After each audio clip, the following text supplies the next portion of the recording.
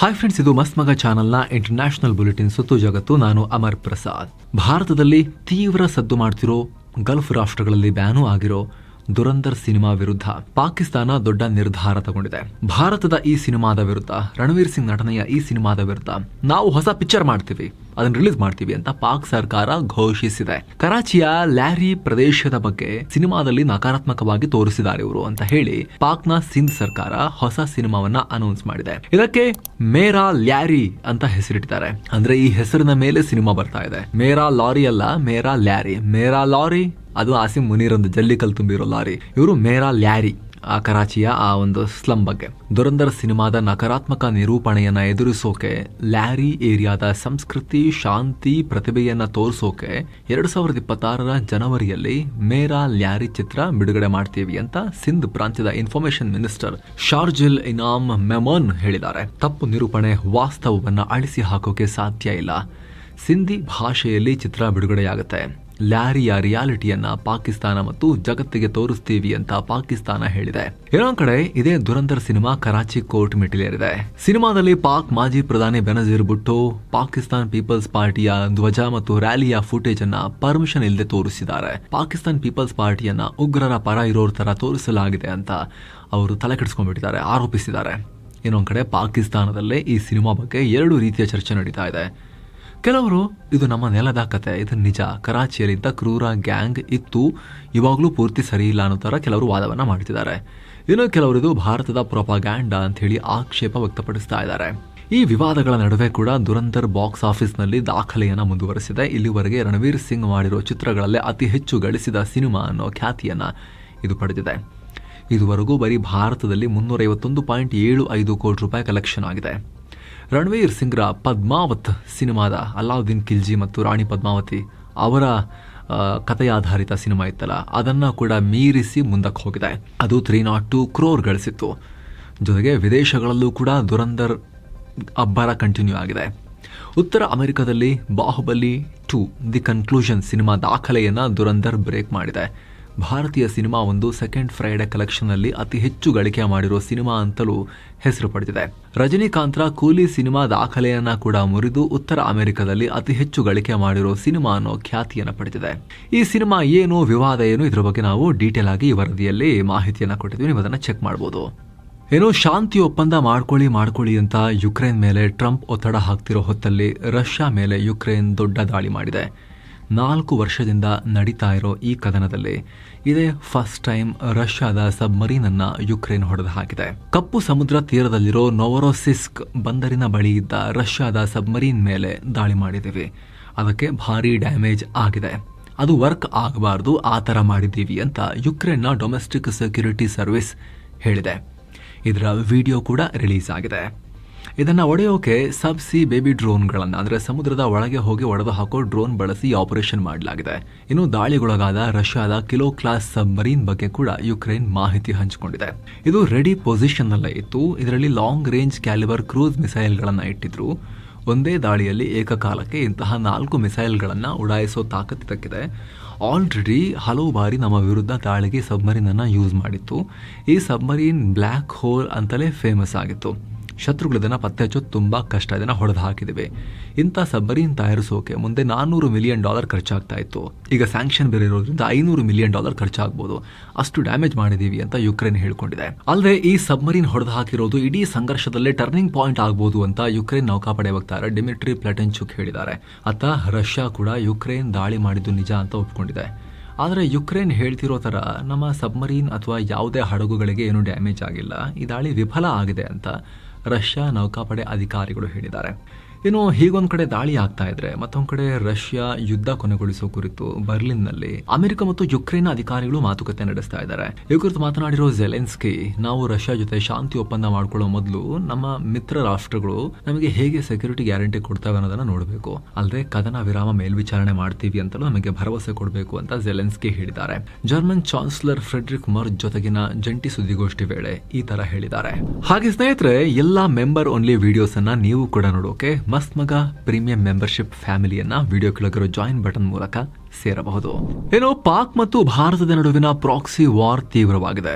ಈಗ ಜಮ್ಮು ಕಾಶ್ಮೀರದಲ್ಲಿ ಉಗ್ರರು ಮತ್ತು ಭದ್ರತಾ ಪಡೆಗಳ ನಡುವೆ ಭಾರೀ ಗುಂಡಿನ ಚಕಮಕಿ ನಡೆದಿದ್ದು ಪರಿಣಾಮ ಒಬ್ಬರು ಪೊಲೀಸರು ಹುತಾತ್ಮರಾಗಿದ್ದಾರೆ. ಭಯೋತ್ಪಾದಕನೊಬ್ಬ ಗಾಯಗೊಂಡಿದ್ದಾನೆ. ಉಧಂಪುರ್ ಜಿಲ್ಲೆಯ ಗುಡ್ಡಗಾಡು ಪ್ರದೇಶದಲ್ಲಿರೋ ಮಜಾಲ್ಟಾ ಏರಿಯಾದಲ್ಲಿ ಪಾಕ್ ಪ್ರಾಯೋಜಿತ ಜೈಷ್ ಸಂಘಟನೆಯ 3 ಉಗ್ರರಿದ್ದಾರೆ ಅಂತ ಹೇಳಿ ಸೇನೆ ಗುಪ್ತಚರ ಮಾಹಿತಿಯನ್ನು ಕೊಟ್ಟಿತ್ತು. ಇದರ ಬೆನ್ನಲ್ಲೇ ಆರ್ಮಿ, ಸಿಆರ್ಪಿಎಫ್ ಹಾಗೂ ಜಮ್ಮು ಕಾಶ್ಮೀರದ ಸ್ಪೆಷಲ್ ಆಪರೇಷನ್ಸ್ ಗ್ರೂಪ್ ಜಂಟಿಯಾಗಿ ಆ ಭಾಗದಲ್ಲಿ ಶೋಧ ಕಾರ್ಯಾಚರಣೆ ನಡೆಸಿದ್ರು. ಈ ವೇಳೆ ಸೋನ್ ಗ್ರಾಮದಲ್ಲಿ ಭದ್ರತಾ ಪಡೆಗಳ ಮೇಲೆ ಉಗ್ರರು ಗುಂಡು ಹಾರಿಸಿದ್ರು. ತಕ್ಷಣ ಆಪರೇಷನ್ ಲಾಂಚ್ ಮಾಡಲಾಯಿತು. ಆದರೆ ಉಗ್ರರು ಆಯಕಟ್ಟಿನ ಜಾಗದಲ್ಲಿ ಕೂತಿದ್ದರಿಂದ ಮತ್ತು ಕತ್ತಲೆ ಶುರುವಾದ ಕಾರಣ ಅಧಿಕಾರಿಯೊಬ್ಬರು ಹುತಾತ್ಮರಾಗಿದ್ದಾರೆ. ಒಬ್ಬ ಉಗ್ರ ಗಾಯಗೊಂಡು ಕಾಲ್ಕಿತ್ತಿದ್ದಾನೆ. ಈ ಜಾಗವನ್ನ ಸುತ್ತುವರಿಯಲಾಗಿದೆ. ಕಾರ್ಯಾಚರಣೆ ನಡೀತಾನೆ ಇದೆ. ಸೇನೆ ರವಾನಿಸಿ ಅಡಗಿ ಕುಳಿತಿರೋ ಉಗ್ರನನ್ನ ಹುಡುಕ್ತಾ ಇದ್ದೀವಿ ಅಂತ ಪೊಲೀಸರು ಹೇಳಿದ್ದಾರೆ. ಕಳೆದ 4 ದಿನಗಳ ಹಿಂದಷ್ಟೇ ಡಿಸೆಂಬರ್ 12ನೇ ತಾರೀಕು ಇದೇ ಜಮ್ಮು ಕಾಶ್ಮೀರದ ಪುಲ್ವಾಮಾದಲ್ಲಿ ಜೈಷ್ ಜೊತೆ ಲಿಂಕ್ ಹೊಂದಿದ್ದಾನೆ ಅಂತ ಹೇಳಿ ಒಬ್ಬ ಶಂಕಿತನನ್ನ ಬಂಧಿಸಿ ಆತನಿಂದ ಶಸ್ತ್ರಾಸ್ತ್ರವನ್ನ ಕೂಡ ಸೇನೆ ವಶಕ್ಕೆ ತಗೊಂಡಿತ್ತು. ಅದರ ಬೆನ್ನಲ್ಲೇ ಈಗ ಉಗ್ರರ ಜಾಲ ಮತ್ತಷ್ಟು ದೊಡ್ಡದಾಗ್ತಿರೋದು, ಪತ್ತೆಯಾಗ್ತಿರೋದು ಬಹಳ ಈಗ ಅಲರ್ಟ್ನೆಸ್ಗೆ ಕಾರಣ ಆಗಿದೆ. ಆ ಭಾಗದಲ್ಲಿ ತುಂಬಾ ಸೂಕ್ಷ್ಮವಾಗಿ ಎಲ್ಲ ತನಿಖೆ ಮಾಡ್ತಿದ್ದಾರೆ, ಹದ್ದಿನ ಕಣ್ಣಿಟ್ಟಿದ್ದಾರೆ. ಇನ್ನು ಅಪರೂಪಕ್ಕೆ ಭಾರತ ಇಮ್ರಾನ್ ಖಾನ್ ವಿಚಾರವನ್ನ ವಿಶ್ವಸಂಸ್ಥೆಯಲ್ಲಿ ಪ್ರಸ್ತಾಪ ಮಾಡಿದೆ. ನೋಡ್ರಿ, ಇಮ್ರಾನ್ ಖಾನ್ರನ್ನ ಒಳಗಿಟ್ಟಿದ್ದಾರೆ, ಇಲ್ಲಿ ಏನು ಕಾನೂನಿಲ್ಲ ಏನಿಲ್ಲ ಪಾಕಿಸ್ತಾನದಲ್ಲಿ ಅಂತ. ವಿಶ್ವಸಂಸ್ಥೆಯ ಭದ್ರತಾ ಮಂಡಳಿಯಲ್ಲಿ ಪಾಕ್ನ ರಾಯಭಾರಿ ಆಸಿಮ್ ಇಫ್ತಿಕಾರ್ ಕಾಶ್ಮೀರ ಮತ್ತು ಸಿಂಧು ನದಿ ಒಪ್ಪಂದದ ಬಗ್ಗೆ ನಾಲಿಗೆ ಹರಿಬಿಟ್ರು. ಇದಕ್ಕೆ ಭಾರತದ ಕಾಯಂ ಪ್ರತಿನಿಧಿ ಪರ್ವತನೇನಿ ಹರೀಶ್ ಮಾತನಾಡಿದ್ದು ಆಸಿಮ್ ಮುನೀರ್ಗೆ ಜಾಡಿಸಿದ್ದಾರೆ. ಭಯೋತ್ಪಾದನೆಯ ಕೇಂದ್ರ ಬಿಂದು ನೀವು ಪಾಕಿಸ್ತಾನದವರು. ಜಾಗತಿಕ ವೇದಿಕೆಯನ್ನ ಪದೇ ಪದೇ ದುರುಪಯೋಗ ಪಡಿಸ್ಕೊಳ್ತಾ ಇದ್ದೀರಾ. ಜಮ್ಮು ಕಾಶ್ಮೀರದ ಬಗ್ಗೆ ಅನಗತ್ಯವಾಗಿ ಮಾತನಾಡ್ತಿದ್ದೀರಾ. ಏನು ಮಾತನಾಡಬೇಕು, ಏನು ಮಾತನಾಡಬಾರದು ಅನ್ನೋದೇ ಪಾಕಿಸ್ತಾನಕ್ಕೆ ಗೊತ್ತಿಲ್ಲ. ಪಾಕಿಸ್ತಾನ ಇಮ್ರಾನ್ ಖಾನ್ರನ್ನ ಜೈಲಿಗೆ ಹಾಕಿ ಪಾಕ್ ಸೇನಾ ಮುಖ್ಯಸ್ಥ ಆಸಿಮ್ ಮುನೀರ್ಗೆ ಇಡೀ ದೇಶವನ್ನ ಬಿಟ್ಟುಕೊಟ್ಟಿದೆ. ಸೇನೆಯಲ್ಲಿ ದೊಡ್ಡ ಹುದ್ದೆ ಕೊಟ್ಟು ಅವರಿಗೆ ಜೀವಮಾನದ ವಿನಾಯಿತಿಯನ್ನ ಕೊಡಲಾಗಿದೆ ಅಂತ ಹೇಳಿದ್ದಾರೆ. ಈ ಮೂಲಕ ಪಾಕ್ ಒಳಗೆ ಹೇಳ್ತಿರೋ ಇಮ್ರಾನ್ ಖಾನ್ ಬೆಂಕಿಗೆ ಭಾರತ ಕೂಡ ಈಗ ತುಪ್ಪ ಹಾಕೋ ಕೆಲಸ ಮಾಡಿದೆ. ಮೊನ್ನೆ ಅಷ್ಟೇ ಇಡೀ ಪಾಕಿಸ್ತಾನಕ್ಕೆ ಸ್ವಾತಂತ್ರ್ಯ ಕೊಡಿಸ್ತೀವಿ, ನಾವು ಹೋರಾಟ ಮಾಡ್ತೀವಿ ಅಂತ ಇಮ್ರಾನ್ ಖಾನ್ ಆಪ್ತರು ಹೇಳಿಕೆ ಕೊಟ್ಟಿದ್ರು. ಅದರ ಬೆನ್ನಲ್ಲೇ ಭಾರತ ಕೂಡ ಇಮ್ರಾನ್ ಖಾನ್ ಪರವಾಗಿ ಸ್ವಲ್ಪ ಸಾಫ್ಟ್ ಕಾರ್ನರ್ನ ಹೇಳಿಕೆಯನ್ನು ಕೊಟ್ಟಿದೆ. ಇನ್ನು ಸಿಂಧೂ ನದಿ ಒಪ್ಪಂದದ ಬಗ್ಗೆ ಮಾತನಾಡಿ ಭಾರತ 65 ವರ್ಷಗಳ ಹಿಂದೆ ಉತ್ತಮ ನಂಬಿಕೆ, ಸ್ನೇಹ ಮನೋಭಾವದಿಂದ ಈ ಒಪ್ಪಂದ ಮಾಡಿಕೊಂಡಿತ್ತು. ಆದರೆ ಈ ಟೈಮ್ನಲ್ಲಿ ಪಾಕಿಸ್ತಾನ ಭಾರತದ ಮೇಲೆ 3 ಸಲ ಯುದ್ಧ, ಸಾವಿರಾರು ಉಗ್ರ ದಾಳಿಯೆಲ್ಲ ಮಾಡಿದೆ. ಈ ತರ ಮಾಡಿ ಒಪ್ಪಂದವನ್ನ ಉಲ್ಲಂಘಿಸಿದ್ದಾರೆ. ಹೀಗಾಗಿ ಆ ಒಪ್ಪಂದ ಅಮಾನತಿನಲ್ಲಿ ಇಟ್ಟಿದ್ದೀವಿ ನಾವು, ಇಲ್ಲಾದೀಗ ಅಂತ ಭಾರತ ಹೇಳಿದೆ. ಇನ್ನು ಆಸ್ಟ್ರೇಲಿಯಾ ಉಗ್ರ ದಾಳಿಯ ಲಿಂಕ್ ಪಾಕಿಸ್ತಾನದ ಬಳಿಕ ಈಗ ಭಾರತಕ್ಕೂ ಸುತ್ತುಕೊಳ್ತಾ ಇದೆ. ದಾಳಿ ಮಾಡಿದ ಅಪ್ಪ ಮಗ ಇಬ್ರು ಕೂಡ, ಅಂದ್ರೆ ಸಾಜಿದ್ ಅಕ್ರಮ್ ಮತ್ತು ನಾವೀದ್ ಅಕ್ರಮ್ ಇಬ್ರು ಭಾರತದ ಪಾಸ್ಪೋರ್ಟ್ ಮೂಲಕ ನವೆಂಬರ್ನಲ್ಲಿ ಫಿಲಿಪೈನ್ಸ್ಗೂ ಹೋಗಿದ್ರು ಅಂತ ಫಿಲಿಪೈನ್ಸ್ ಇಮಿಗ್ರೇಷನ್ ಅಧಿಕಾರಿಗಳು ಹೇಳಿದ್ದಾರೆ. ನವೆಂಬರ್ 1ನೇ ತಾರೀಕು ಸಿಡ್ನಿಯಿಂದ ಇವರು ಬಂದರು. ಅವ್ರ ಹತ್ರ ಭಾರತದ ಪಾಸ್ಪೋರ್ಟ್ ಇತ್ತು. ಬಳಿಕ ಫಿಲಿಪೈನ್ಸ್ನಲ್ಲಿ ಇದ್ದು ಅಲ್ಲಿಂದ ಮನಿಲಾ ಮೂಲಕ ನವೆಂಬರ್ 28ಕ್ಕೆ ಸಿಡ್ನಿಗೆ ಹೋದ್ರು. ಹೀಗಾಗಿ ಫಿಲಿಪೈನ್ಸ್ಗೆ ಯಾಕೆ ಬಂದಿದ್ರು, ಉದ್ದೇಶ ಏನು ಅನ್ನೋದ್ರ ಬಗ್ಗೆ ತನಿಖೆ ಮಾಡ್ತಿದೀವಿ ಅಂತ ಹೇಳಿದ್ದಾರೆ. ಇವರು ಪಾಸ್ಪೋರ್ಟ್ ಇದ್ದ ತಕ್ಷಣ ಭಾರತೀಯರಲ್ಲ, ಯಾವ್ದೋ ಫೇಕ್ ಪಾಸ್ಪೋರ್ಟ್ ಹಿಡ್ಕೊಂಡು ಹೋಗಿದ್ದಾರೆ ಅಂತ ಕಾಣುತ್ತೆ. ಆ ಫೇಕ್ ಪಾಸ್ಪೋರ್ಟ್ ನಮ್ಮ ಸಿಸ್ಟಮ್ನಿಂದ ಇಶ್ಯೂ ಆಗಿತ್ತಾ ಅಥವಾ ಸುಮ್ಮನೆ ಅವರೇ ಮಾಡ್ಕೊಂಡು ಹೋಗಿದ್ರಾ, ಫಿಲಿಪೈನ್ಸ್ನವರಿಗೆ ಗೊತ್ತಾಗ್ಲಿಲ್ವಾ? ಅದು ಇನ್ನಷ್ಟೇ ಸ್ಪಷ್ಟ ಆಗಬೇಕು. ಇನ್ನೊಂದ್ ಕಡೆ ಈ ದಾಳಿಕೋರರಿಬ್ರು IS ಉಗ್ರ ಸಂಘಟನೆಯಿಂದ ಪ್ರಭಾವಿತರಾಗಿರೋ ರೀತಿ ಕಾಣಿಸ್ತಾ ಇದೆ ಅಂತ ಆಸ್ಟ್ರೇಲಿಯಾ ಪ್ರಧಾನಿ ಅಲ್ಬನೀಸ್ ಹೇಳಿದ್ದಾರೆ. ದಾಳಿ ಸ್ಥಳದಲ್ಲಿ ಸುಧಾರಿತ ಸ್ಫೋಟಕ ಹಾಗೂ ಅವರ ಕಾರಲ್ಲಿ 2 IS ಫ್ಲಾಗ್ಗಳು ಪತ್ತೆಯಾಗಿದ್ವು. ಅದರ ಬೆನ್ನಲ್ಲೇ ಅಲ್ಬನೀಸ್ ಈ ಬಿಗ್ ಸ್ಟೇಟ್ಮೆಂಟ್ ಕೊಟ್ಟಿದ್ದಾರೆ. ಇನ್ನು 2019ರಲ್ಲಿ ನಾವೀದ್ ಅಂದ್ರೆ ಆತ 17-18 ವರ್ಷದವನಿರುವಾಗಲೇ ಆಸ್ಟ್ರೇಲಿಯಾದ ಬೀದಿಯಲ್ಲಿ ಸಾರ್ವಜನಿಕರೊಂದಿಗೆ ಇಸ್ಲಾಂ ಬಗ್ಗೆ ಚರ್ಚೆ ಮಾಡಿರೋದು ಗೊತ್ತಾಗಿದೆ. ಆಸ್ಟ್ರೇಲಿಯನ್ ಸೆಕ್ಯೂರಿಟಿ ಇಂಟೆಲಿಜೆನ್ಸ್ ಆರ್ಗನೈಸೇಷನ್ ಈ ಕುರಿತು ಹಳೆಯ ಕೆಲ ಯೂಟ್ಯೂಬ್ ಕ್ಲಿಪ್ ಆಧರಿಸಿ ಮಾಹಿತಿಯನ್ನು ಕಲೆ ಹಾಕಿದೆ. ಈತ ಹೇಳ್ತಾ ಇದ್ದಂತೆ, ನಾವು ಇಸ್ಲಾಂನ 5 ಪಿಲ್ಲರ್ಗಳ ಬಗ್ಗೆ ತಿಳ್ಕೋಬೇಕು, ಹಾಗೆ ನಾವು ಯಾವಾಗಲೂ ಪ್ರಾರ್ಥನೆ ಮಾಡೋದನ್ನ ಮಿಸ್ಸೇ ಮಾಡಬಾರ್ದು ಅಂತ. ಸ್ಕೂಲ್ಗೆ ಹೋಗೋದು, ಕೆಲಸ ಮಾಡೋದು ಎಲ್ಲದಕ್ಕಿಂತ ಇದೇ ಮುಖ್ಯ ಅಂತ ಈತ ಹೇಳಿದ್ದ ಅಂತ ಅಧಿಕಾರಿಗಳು ಹೇಳಿದ್ದಾರೆ. ಇನ್ನು ಈ ಬಾಂಡೆ ಬೀಚ್ ದಾಳಿಯಲ್ಲಿ 3 ಭಾರತೀಯರು ಕೂಡ ಗಾಯಗೊಂಡಿದ್ದಾರೆ ಅಂತ ಆಸ್ಟ್ರೇಲಿಯನ್ ಅಧಿಕಾರಿಗಳು ಹೇಳಿದ್ದಾರೆ. ಈ ಪೈಕಿ 2 ಆಸ್ಪತ್ರೆಯಲ್ಲಿ ಚಿಕಿತ್ಸೆ ಪಡೆಯುತ್ತಿದ್ದಾರೆ. ಆದರೆ ಅವರು ಯಾರು ಅನ್ನೋ ಬಗ್ಗೆ ಸದ್ಯ ಅಧಿಕಾರಿಗಳು ಮಾಹಿತಿಯನ್ನು ಕೊಟ್ಟಿಲ್ಲ. ಗಾಯಗೊಂಡವರನ್ನ ಐಡೆಂಟಿಫೈ ಮಾಡೋ ಕೆಲಸ ನಡೀತಾ ಇದೆ ಅಂತ ಆಫೀಸರ್ಸ್ ಹೇಳಿದ್ದಾರೆ. ಅತ್ತ ಇದೇ ದಾಳಿಯಲ್ಲಿ ಮುಂಬೈ ಉಗ್ರ ದಾಳಿ ವೇಳೆ ಮೃತಪಟ್ಟ ಚಾಬಾದ್ ಪ್ರತಿನಿಧಿಗಳ ಮೆಮೋರಿಯಲ್ ಈವೆಂಟ್ಗೆ ಹೆಲ್ಪ್ ಮಾಡಿದ್ದ ಯಹೂದಿಗಳ ಧರ್ಮಗುರು ಒಬ್ಬರು ಪ್ರಾಣ ಕಳ್ಕೊಂಡಿದ್ದಾರೆ. ಇವ್ರನ್ನ 41 ವರ್ಷದ ಎಲಿ ಶ್ಲಾಂಗರ್ ಅಂತ ಗುರುತಿಸಲಾಗಿದೆ. ಚಾಬಾದ್ ಪ್ರತಿನಿಧಿಗಳು ಅಂದ್ರೆ ವಿದೇಶದಲ್ಲಿರೋ ಯಹೂದಿಗಳಿಗಾಗಿ ಸೇವೆ ಸಲ್ಲಿಸೋರು. ಅವರ ಆ ಗುಂಪಿಗೆ ಅಲ್ಲಿ ಯಾರು ಪ್ರಾಣ ಕಳ್ಕೊಂಡಿದ್ರು ಅವರ ಮೆಮೋರಿಯಲ್ಗೆ ಇವರು ಶ್ಲಾಂಗ್ಲರ್ ಹೆಲ್ಪ್ ಮಾಡಿದ್ರು. ಈಗ ಆಸ್ಟ್ರೇಲಿಯಾದಲ್ಲಿ ಪ್ರಾಣ ಕಳ್ಕೊಂಡಿದ್ದಾರೆ. ಇತ್ತ ಅಮೆರಿಕದ ಸೌತ್ ಕ್ಯಾಲಿಫೋರ್ನಿಯಾದಲ್ಲಿ ದೊಡ್ಡ ಉಗ್ರ ಜಾಲವನ್ನ ಪತ್ತೆ ಹಚ್ಚುವಲ್ಲಿ FBI ಯಶಸ್ವಿಯಾಗಿದೆ. ಹೊಸ ಕಾರ್ಯಾಚರಣೆ ವೇಳೆ ದೊಡ್ಡ ಉಗ್ರ ದಾಳಿ ನಡೆಸೋಕೆ ಹೊಂಚು ಹಾಕಿದ್ದ 4 ಉಗ್ರರನ್ನ ಹಿಡಿದು ಹಾಕಿದೀವಿ. ಇವರು ಕನಿಷ್ಠ 5 ಕಡೆ ದಾಳಿ ಮಾಡೋಕೆ ಪ್ಲಾನ್ ಮಾಡ್ಕೊಂಡಿದ್ರು. ಬಂಧಿತರು ಪ್ಯಾಲೆಸ್ತೇನ್ ಪರ ಇರೋ ಟರ್ಟಲ್ ಐಲ್ಯಾಂಡ್ ಲಿಬರೇಷನ್ ಫ್ರಂಟ್ ಅನ್ನೋ ಗುಂಪಿನ ಸದಸ್ಯರು. ಇವರೆಲ್ಲ ಸರ್ಕಾರ ವಿರೋಧಿ ಐಡಿಯಾಲಜಿ ಹೊಂದಿದ್ರು ಅಂತ FBI ಡೈರೆಕ್ಟರ್ ಕಾಶ್ ಪಟೇಲ್ ಮಾಹಿತಿ ಕೊಟ್ಟಿದ್ದಾರೆ. ಇನ್ನು ನೆರೆಯ ನೇಪಾಳ ಈ ಹಿಂದೆ ಭಾರತದ $200 ಹಾಗೂ $500 ನೋಟಿನ ಮೇಲೆ ಹಾಕಿದ್ದ ಬ್ಯಾನ್ ಅನ್ನು ತೆಗೆದುಹಾಕಿದೆ. ನೇಪಾಳದ ಸಚಿವ ಸಂಪುಟ ಸಭೆಯಲ್ಲಿ ಈ ತೀರ್ಮಾನ ಕೈಗೊಳ್ಳಲಾಗಿದೆ ಅಂತ ನೇಪಾಳ ಮಾಹಿತಿ ಮತ್ತು ತಂತ್ರಜ್ಞಾನ ಖಾತೆ ಸಚಿವ ಜಗದೀಶ್ ಖರೇಲ್ ಹೇಳಿದ್ದಾರೆ. $200 ಮತ್ತು $500 ಭಾರತದ ನೋಟಿನ ಆಮದು ಮತ್ತು ರಫ್ತಿಗೆ ನೇಪಾಳದಲ್ಲಿ ಅವಕಾಶ ಕೊಡಲಾಗಿದೆ. ಆದರೆ ಒಂದು ಕಂಡೀಷನ್ ಹಾಕಲಾಗಿದೆ.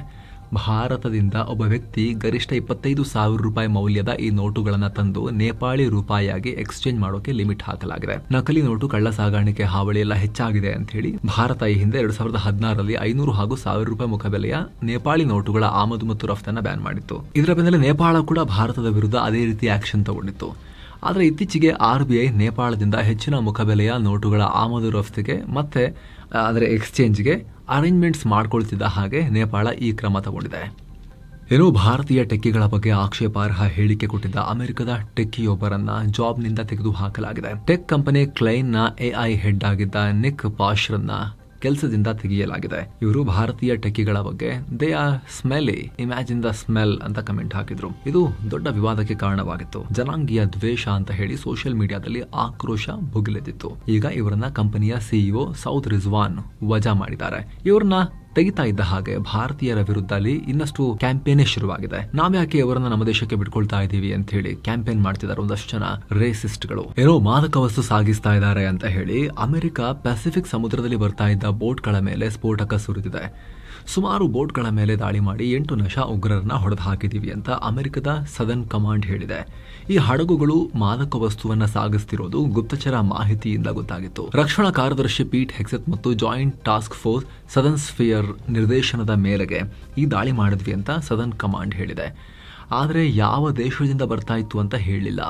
ಅಮೆರಿಕ ಅಧ್ಯಕ್ಷ ಡೊನಾಲ್ಡ್ ಟ್ರಂಪ್ ಭಾರತ ರೈಸ್ ತಂದು ನಮ್ಮಲ್ಲಿ ಸುರಿತಾ ಇದೆ, ನಮ್ಮ ರೈತರಿಗೆ ಕಷ್ಟ ಆಗ್ತಿದೆ ಅಂತ ಹೇಳಿದ್ರಲ್ಲ, ಇದಕ್ಕೀಗ ಭಾರತ ತಿರುಗೇಟು ಕೊಟ್ಟಿದೆ. ಟ್ರಂಪ್ರ ಆರೋಪಗಳನ್ನು ರಿಜೆಕ್ಟ್ ಮಾಡಿದೆ.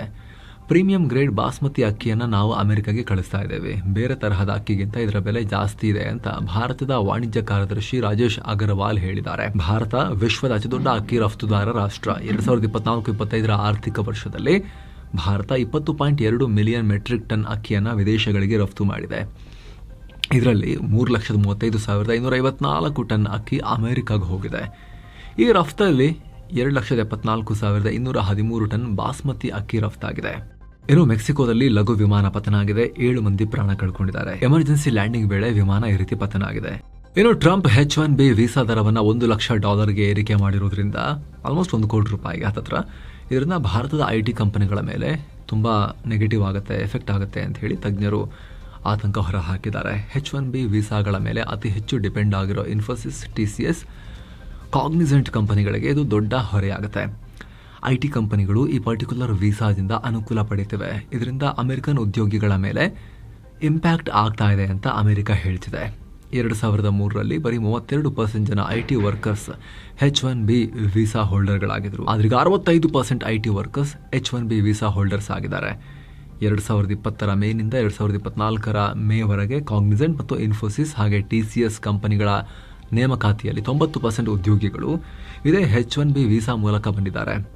ಹಾಗೆ IBM, Accenture, meta, Wipro, Microsoft, Google ಕಂಪನಿಗಳು ಕೂಡ ಇದೇ ರೀತಿ H1B ಮೂಲಕನೇ ವಿದೇಶಿಯರನ್ನ, ಭಾರತೀಯರನ್ನ ಕರ್ಕೊಳ್ತಾ ಇದ್ದಾರೆ.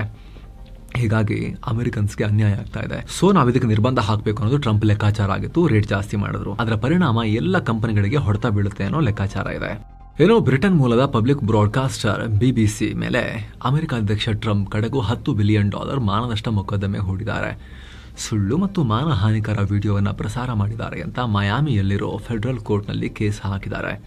ಅಂದಹಾಗೆ ಟ್ರಂಪ್ 2021ರ ಜನವರಿ 6ನೇ ತಾರೀಕು ಮಾಡಿದ ಸ್ಪೀಚ್ ಅನ್ನ ಎಡಿಟ್ ಮಾಡಿ BBC ವಿವಾದಕ್ಕೀಡಾಗಿತ್ತು. ಟ್ರಂಪ್ ಹಿಂಸಾಚಾರಕ್ಕೆ ಕರೆ ಕೊಟ್ಟಂಗೆ ತೋರಿಸೋಕೆ ಪ್ರಯತ್ನ ಪಟ್ಟಿತ್ತು. ಇದಾದ್ಮೇಲೆ BBC ಕ್ಷಮೆಯಾಚನೆ ಕೂಡ ಮಾಡಿತ್ತು, ಹೌದು ಮಿಸ್ಟೇಕ್ ಆಗಿದೆ ಅಂತ. ಟ್ರಂಪ್ ವಕೀಲರು BBC ಮೇಲೆ ಮಾನನಷ್ಟ ಮೊಕದ್ದಮೆ ಹೂಡೋದಾಗಿ ಬೆದರಿಕೆ ಒಡ್ಡಿದ್ರು. ಈಗ ಫೈನಲಿ ಅದನ್ನ ಮಾಡಿದ್ದಾರೆ, ಮೊಕದ್ದಮೆ ಹಾಕಿದ್ದಾರೆ. ಅವರು ಬೇರೆ ಕ್ಷಮೆಯಾಚನೆ ಕೇಳಿದ್ದಾರೆ, ಹೌದು ಅಂತ ಒಪ್ಕೊಳ್ಳೋ ರೀತಿಯಲ್ಲಿ. ಸರಿಯಾಗಿ ಲಾಕ್ ಆಗಿದೆ ಈಗ BBC, ನೋಡ್ಬೇಕೇನಾಗುತ್ತೆ ಅಂತ. ಆಪರೇಷನ್ ಸಿಂಧೂರ್ ಟೈಮ್ನಲ್ಲಿ ಭಾರತ ಹೊಡೆದು ಹಾಕಿದ್ದ ಟರ್ಕಿಶ್ ಡ್ರೋನ್ ಅನ್ನ ಪ್ರದರ್ಶನಕ್ಕೆ ಇಡಲಾಗಿದೆ. ಮೇ 10ನೇ ತಾರೀಕು ಪಾಕಿಸ್ತಾನ 10 ಕಿಲೋ ಸ್ಫೋಟಕ ತುಂಬಿ ಲಾಹೋರ್ನಿಂದ ಟರ್ಕಿಯ ಈ ಈಹಾ ಕ್ಯಾಮಿಕಾಜಿ ಡ್ರೋನ್ ಅನ್ನ ಭಾರತದ ಕಡೆಗೆ ಹಾರಿಸಿತ್ತು. ಪಂಜಾಬ್ನ ಜಲಂಧರನ್ನ ಟಾರ್ಗೆಟ್ ಮಾಡಿ ಡ್ರೋನ್ ಹಾರಿಸಲಾಗಿತ್ತು. ಆದರೆ ಏರ್ ಡಿಫೆನ್ಸ್ ಸಿಸ್ಟಮ್ಗಳು ಇದನ್ನ ಇಂಟರ್ಸೆಪ್ಟ್ ಮಾಡಿದ್ವು. ಸುಮಾರು 2000 ಮೀಟರ್ ಎತ್ತರದಲ್ಲಿ ಇದು ಹಾರಾಟ ಮಾಡ್ತಿತ್ತು. ಈಗ 1971ರ ಯುದ್ಧದಲ್ಲಿ ಪಾಕ್ ವಿರುದ್ಧ ಗೆದ್ದ ಭಾರತದ ವಿಜಯವನ್ನು ಸ್ಮರಿಸೋ 54ನೇ ವಿಜಯ್ ದಿವಸ್ ಇವೆಂಟ್ನಲ್ಲಿ ಇದನ್ನ ಕೂಡ ಪ್ರದರ್ಶನಕ್ಕೆ ಇಡಲಾಗಿದೆ. ಈ ಡ್ರೋನ್ ನೋಡಿ ಸ್ನೇಹಿತರೆ, ರೆಕ್ಕೆಗಳೇ 2 ಮೀಟರ್ ಉದ್ದ ಇದ್ದಾವೆ. 170 cc ಸಾಮರ್ಥ್ಯದ 2 ಸ್ಟ್ರೋಕ್ ಇಂಜಿನ್ಗಳನ್ನು ಹೊಂದಿದೆ. ದಾಳಿ ನಡೆಸುವ ಮೊದಲು ಟಾರ್ಗೆಟ್ಗಳನ್ನು ಹುಡುಕುತ್ತೆ, ಆಮೇಲೆ ಹೋಗಿ ನೇರವಾಗಿ ಅದು ಬಿದ್ದು ತಾನು ಸ್ಫೋಟಿಸಿಕೊಂಡು ಟಾರ್ಗೆಟ್ ಅನ್ನ ಕೂಡ ಹೊಡೆಯುತ್ತೆ. ಟರ್ಕಿ ಬಳಿ ಇರುವ ಅತ್ಯಾಧುನಿಕ ಡ್ರೋನ್ಗಳ ಪೈಕಿ ಇದು ಕೂಡ ಒಂದು. ಇದನ್ನ ಮತ್ತೆ ಜೋಡಿಸಿ ಪ್ರದರ್ಶನಕ್ಕೆ ಇಡಲಾಗಿದೆ. ಇನ್ನು ಗಾಜಾವನ್ನ ಪುಡಿಗಟ್ಟಿರೋ ಇಸ್ರೇಲ್ ಸೇನೆ ವೆಸ್ಟ್ ಬ್ಯಾಂಕ್ ಮೇಲೂ ಕೂಡ ದಾಳಿಯನ್ನ ಶುರು ಮಾಡಿದೆ. ಪ್ಯಾಲೆಸ್ತೇನ್ನ ಇನ್ನೊಂದು ಮುಖ್ಯ ದೊಡ್ಡ ಭಾಗ ಅದು. ಅಲ್ಲಿನ ನೂರ್ ಶಾಮ್ಸ್ ಪ್ರದೇಶದಲ್ಲಿರೋ ನಿರಾಶ್ರಿತರ ಕ್ಯಾಂಪ್ ಮೇಲೆ ದಾಳಿಗೆ ಪ್ಲಾನ್ ಮಾಡಿದ್ದಾರೆ. ಈ ವಾರದ ಕಡೆಗೆ ದಾಳಿಯಾಗುತ್ತೆ. 25ಕ್ಕೂ ಅಧಿಕ ಕಟ್ಟಡಗಳನ್ನ ಧ್ವಂಸ ಮಾಡ್ತಾರೆ. ಈ ಬಗ್ಗೆ ನಮಗೆ ಇಸ್ರೇಲ್ ಡಿಫೆನ್ಸ್ ಮಿನಿಸ್ಟ್ರಿ ಮಾಹಿತಿ ಕೂಡ ಕೊಟ್ಟಿದೆ ಅಂತ ವೆಸ್ಟ್ ಬ್ಯಾಂಕ್ ಅಧಿಕಾರಿಗಳೇ ಹೇಳಿದ್ದಾರೆ. ಮುಂಚೆನೆ ಹೇಳಿದೀವಿ ನಾವು ಹೊಡಿತೀವಿ ಅಂತ ಹೇಳಿ. ಆ ಲೆಕ್ಕಾಚಾರದಲ್ಲಿ ಇಸ್ರೇಲ್ ಇದೆ. ಸೊ ಫ್ರೆಂಡ್ಸ್, ಇದಾಗಿತ್ತು ಇವತ್ತಿನ ಜಗತ್ತಿನ ಸುತ್ತಾಟ. Thank you so much. ಆಗ್ಲೇ ಹೇಳಿದ ಮಸ್ಮಗ ಪ್ರೀಮಿಯಂ ಮೆಂಬರ್ಶಿಪ್ ಅನ್ನ ವೀಕ್ಷಕರು ವಿಡಿಯೋ ಕೆಳಗಿರೋ ಜಾಯಿನ್ ಬಟನ್ ಮೂಲಕ ಸೇರಬಹುದು. ಆಮೇಲೆ ಎಲ್ಲ ಮೆಂಬರ್ ಓನ್ಲಿ ವಿಡಿಯೋಸ್ ಏನು ಪಬ್ಲಿಷ್ ಆಗಿದ್ದಾವೆ ಅವುಗಳನ್ನು ನೀವು ಕೂಡ ನೋಡೋಕೆ ಶುರು ಮಾಡ್ಬೋದು. ಮತ್ತೆ ಭೇಟಿ ಆಗ್ತಿರೋಣ. ನಮಸ್ತೆ.